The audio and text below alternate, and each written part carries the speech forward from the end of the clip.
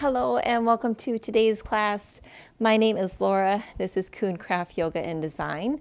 And this class I'm calling our morning motivator. So it's a great class just to get the body moving in the morning. Maybe get out those first aches that we have when we roll out of bed. Sometimes we feel like we slept well, but yet we wake up all achy, and because of that achiness, it can be really hard to get moving in the morning. So let's work out the kinks and start moving on our mat. We'll go ahead and get started in a narrow-legged child pose. Now we won't hang out here too long because we don't want to feel like we just want to fall back asleep right away. We'll go ahead and bring the knees together, allow the forehead to rest down onto the mat, and then the arms to come alongside the body. Just allow the shoulders to stay heavy and spread wide across the back. From here, we can start to wake ourselves up a little bit by rocking side to side, massaging the forehead. Starting to wake up the third eye, create energy within the mind as we start to move the body.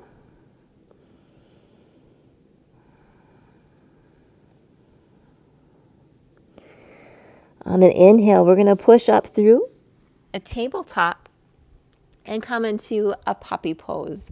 A great stretch to start off the day as we take example by our own puppies, and they like to walk out their paws, extending the upper body, getting a great big stretch into the shoulders. Your forehead can come to rest into the mat. Or you can also allow the chin to come to the mat, depending on how ready and open you are for the morning. And maybe you're doing this later on in the day. That's totally fine too. This is a great practice to just kind of get things moving, to find ourselves, to pick ourselves up out of the rut, to move out of that stagnant part that we might be caught up in. So from our puppy pose, we're going to take a few movements actually by keeping the upper body just where it's at with the arms and the shoulders, but we're going to move into some cat and cow movements of the back. So these movements will be very small since you are restricted with the upper body, but we're going to go ahead and start to tuck the tailbone, draw the navel in, as you would if you were in cat. As you do this, notice at how much that deepens the stretch into the shoulders and into the upper back. On an exhale, allow the belly to be soft and the back to arch, tailbone tips up as you would in cow. And then once more into that cat shape, arching the back, rounding across the shoulders, pulling the belly in. Exhale, relax the belly, perhaps relax some into the shoulders as well. From here, we're going to walk both of the arms over, maybe even off the left side of the mat. Keep the right hand and arm planted. Come up onto the left fingertips as we rotate the chest and turn towards the left, maybe peeking underneath the left arm as you see I'm doing here as well.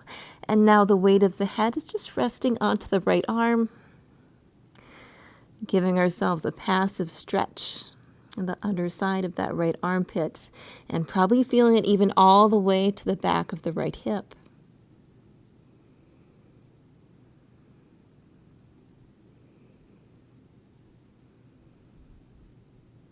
Very good. On the next breath, we'll start to walk the hands through center. Coming over to the right, maybe walking the left hand off the right edge of the mat, keeping the left hand planted. Come up onto the right fingertips, rotate the chest to face the right wall, peek underneath that right armpit, and just allow the left side of the head to rest onto that left arm. Keep breathing. Allow the breath to move through your body so you can continue to open.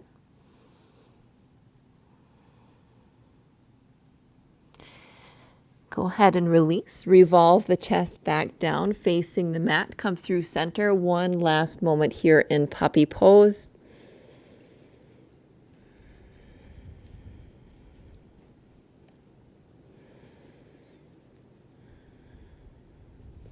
And then walk the hands back as we return to a narrow-legged child's pose. Bringing the arms alongside the body once more. We're going to prepare for rabbit. Take a very nice stretch into the back of the neck and into the upper shoulders. For rabbit, we want to keep the head nice and close to the knees. So start to tuck the chin and place the crown of the head onto the mat. The hands will take a grab for the heels, and from here we'll start to lift the hips up skyward. As you do so, and keeping a hold of the heels, you'll feel yourself able to control how much of a stretch you have into the neck and shoulders. Inhale. Exhale, we'll release the hips back down for a moment. When you're ready, we'll take that once more. Lift the hips up, coming onto the crown of the head. Take a deep breath here. Feel yourself expand into the upper body, and then exhale, release it down. Release the hands from the heels, push yourself up. Come into tabletop position, and from tabletop we're going to tuck the toes and push the hips back, coming into a downward facing dog. So starting out our downward facing dog, we want to have the knees deeply bent, pushing into the shoulders, pushing yourself away from the mat, but the heels can stay nice and lifted. And then from here, we're going to start to wake up the back body. Straighten the knees. The heels do not need to touch the mat at all. And then allow both of the knees to deepen once more. Perhaps the belly softly grazes the top of the thighs. Straighten the legs. And then bend. Straighten. And then bend. Very good. This last time, let's go ahead and straighten the knees and hold in our downward facing dog. Inhale. Exhale it out. From here, we'll inhale, come up into the tops or onto the toes of both feet. Lift the left leg up towards the sky for three-legged dog. From here, we're going to point the left toes and then flex the foot. Point. And then flex, point, and then flex. Go ahead and bend that left knee, stacking the hips in our three-legged dog, opening up the left hip, keeping the shoulders square towards the front of the room. And then slowly start to tuck the left knee. Shift the weight forward as you tiger curl your way to stepping the left foot up and in between the hands. From here, let's lower the right knee onto the mat. Untuck the right toes. If it feels good for you, you can always keep them tucked if it feels better on your knee. From here, we're going to lift the chest up off of the thigh and just allow the hands to rest onto the left thigh as we settle in for our Anjaneyasana. Allow the hips to warm up and just get ready here to move and to flow. On the next inhale, we'll lift both of the arms up towards the sky, slight back bend. Draw the thumbs towards the back of the room. Exhale, hands can return down to the knee.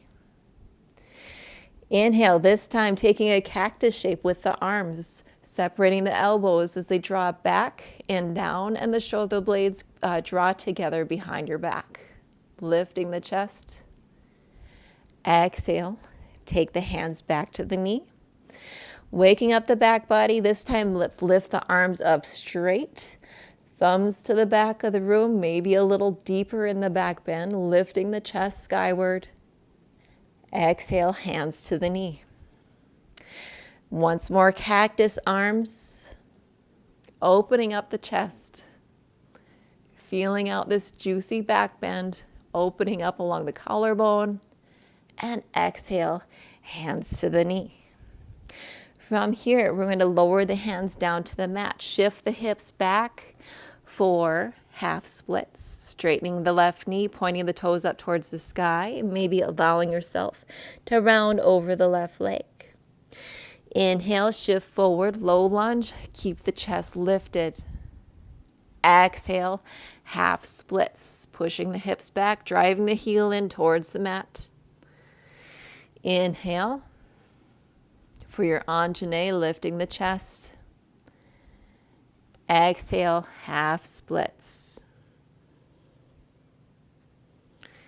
Inhale, coming forward, Anjane. Place the right hand firmly down onto the mat. Rotate the chest as you take a twist and lift the left hand up towards the sky. From here, we're going to tuck the back toes. Lift the right knee up off of the mat. Stay active in that back leg. From this easy twist, we're going to take a revolved movement and come onto the outer edge of the right foot and the left foot as we start to spin the feet and then come to stretch on the outside of the right hip. I need to adjust myself. Sometimes you need to adjust your stance in this position, especially because it's such a tightly revolved position. You may need to adjust how far forward your left foot is, or even your right foot. Stay here and breathe. Stretch into the outside of the right hip. And then inhale, lift the right hip up off of the mat. We're going to come onto the toes of the back right foot, and then we're going to slowly come into our wild thing or flip dog. So to do that, we're going to just trace a line with our left toes. As we spin around onto that right foot, take the left foot behind us, and then we flip our dog, lift the hips, reach towards the front of the room with your left hand, and take a great big back bend here. To come out, we'll slowly start to reverse from where we came, picking up the left foot and then drawing it all the way up to the front of our mat. So we return once more into a low lunge with the back knee lifted. From here, step the left foot back and find your way back into a downward facing dog. Inhale and exhale it out. Inhale and exhale. From this downward facing dog, we're going to come into a twist. So you may want to separate the feet a little wider than hip width distance so you can maintain balance a little more easily. Keep the left foot or left hand planted, and then start to draw the right hand back, even just tracing the fingertips along the mat to take a hold of the outside of the left ankle. If you feel good here, maybe draw yourself underneath the left armpit by bending the right elbow, twisting and gazing to the left side of the mat. Inhale and exhale. On the next inhale, we'll release. Bring the right hand back. Plant the right hand this time, and then start to lift the left hand coming onto the fingertips, maybe tracing a path along the mat until you come to take a hold of the outside of the right ankle. And then draw yourself in, bending the left elbow, gazing underneath the right armpit. Very good. When you're ready, unwind your downward facing dog. Return to your regular downward facing dog, maybe adjusting the stance if you need to. From here, inhale, come up onto the toes of both feet. Lift the right leg up to the sky for three-legged dog.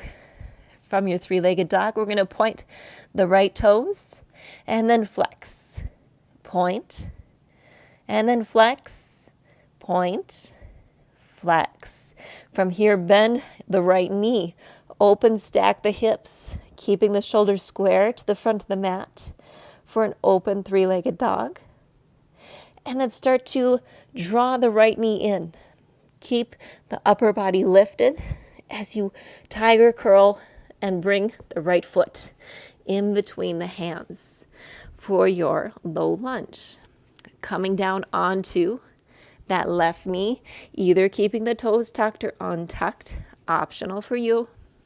And then place the hands onto the top of that right thigh. Pausing here, allowing the left hip to marinate a little bit and to find some ease.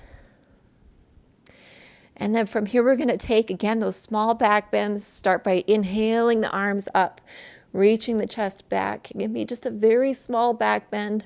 Maybe arms become behind the ears. And then inhale. Draw the arms down, relax. On the next breath, we come into cactus arms, bending the elbows, drawing the shoulder blades together, lifting the heart towards the sky. Exhale, release the arms down. One more round on each shape, lifting the arms up straight alongside the ears. Really plug the fingertips in, reaching. And then exhale, lower the arms, rest the upper body for just a moment. Once more, cactus shape. We should really feel the blood moving, really feel activated now. And let's go ahead and release the hands down onto the leg. From here, moving into our low lunge, we're going to shift the hips back, coming into half splits on the right side now, pointing the toes up towards the sky, perhaps allowing yourself to round over the top of the right leg. And then we'll shift forward, moving back into our low lunge, being mindful of the knee, chest lifted. Exhale, push it back, half splits. Drive that heel into the mat if you really want to light up the back of the right leg. Inhale, shift forward, chest lifts, staying solid and strong in the upper body, not allowing ourselves to collapse over the leg. And then we're going to exhale one more time, coming into our half splits. This time, inhale, coming forward. We'll plant the left hand, start to twist, open up to the right side, lifting the right hand skyward, and then tuck the back left toes, lift the left leg up. So again, we're in this nice, easy twist, rotating the chest, looking up towards the sky. We'll start to revolve our twist. Again, adjust your stance if you need to. You can perhaps see that I walked my right foot back slightly, and then rolling onto the outer edge of the left foot and the right foot as we come into the outside of that left hip. A big stretch here. Definitely tight on this side for me. Inhale. And exhale. From here, let's lift the hips up high. And then we're going to come onto the back left toes. Preparing to flip our dog or come into wild thing. We'll start to trace a line along our mat with the right toes, and then slowly come onto the edge of that left foot. As we bring the right foot behind us, shift and lift the hips, reach toward the back of the room with your right hand, lift in this beautiful awakening back bend, and then slowly reverse your way out. Starting to lift that right foot, transfer the foot slowly up to the top of the mat. The right hand can come back down. We return to our low lunge. From low lunge, we'll go ahead and step it back into downward facing dog. Very good. Inhale and exhale.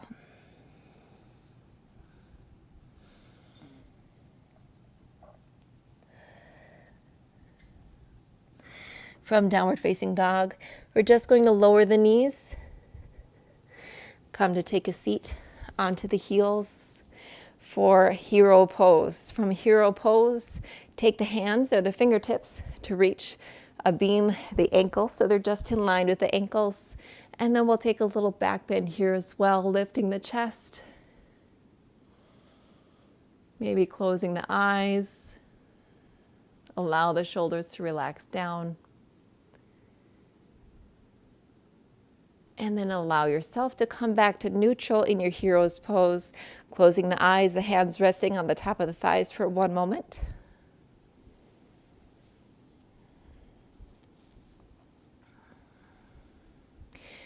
Next, as we move into class, we're going to take a inversion. Now, If you have headstand in your practice, by all means, come right into headstand if you want to go for it right away. But if you don't, I am going to offer small variations. So you could still take an inversion and get that quality of feeling even without having the legs fully lifted above you. So first of all, we're going to have a right support for ourselves as we come into our inversion. No matter what shape you're taking, we all want to have the same shape in our arms. So we want to have this nice triangle shape like this to support ourselves. And as you come into it, you don't want it to be too wide and you don't want it to be too narrow. It needs to be a very stable position. Almost, for me, it's just slightly less than a 90-degree angle between the palms.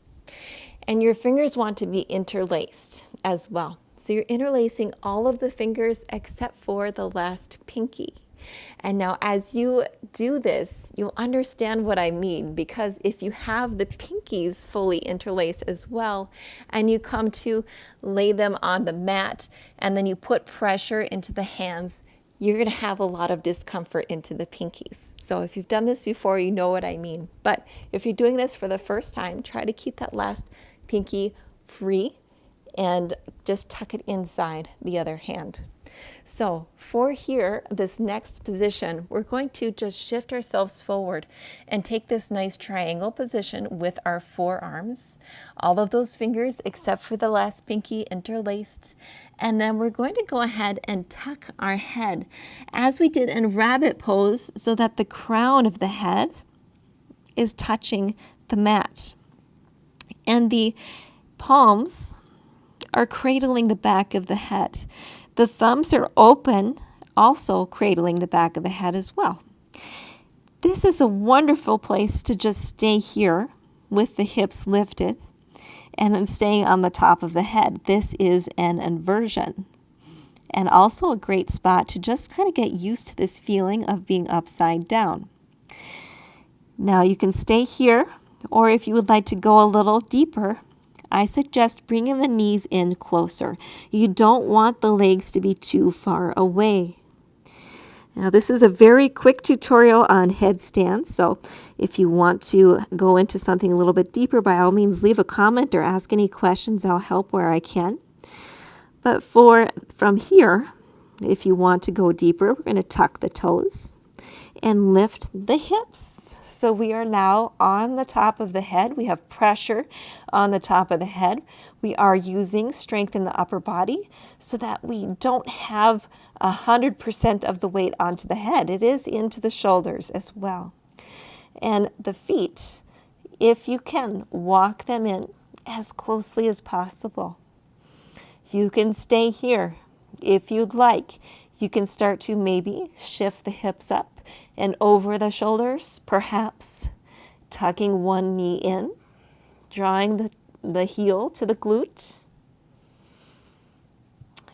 maybe placing that leg down, trying that with the other leg, shifting up, lifting the hips high, feeling the weight coming over the shoulders, just getting a feel for your headstand. Now wherever you're at, especially if you're new to inversions, let's go ahead and take a moment and come out. Allow the head to rest on the back of the hands and come into child's pose.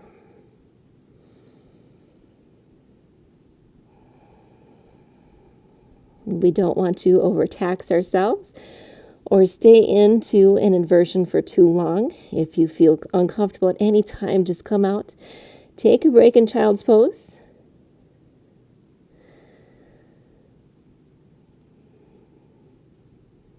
Allow the blood to move back through and find equilibrium in the body.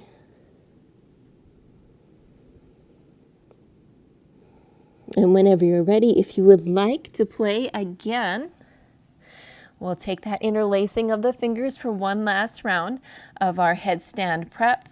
We'll go ahead and tuck the head, bring the crown of the head down towards the earth, cradle the head with the hands, maybe draw the knees in a little more closely, find some stability here, tuck the toes, lift the hips up.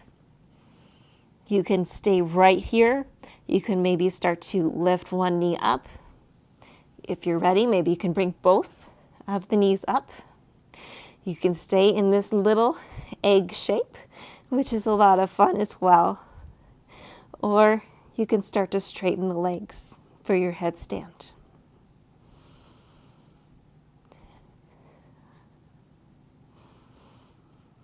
Stay and breathe.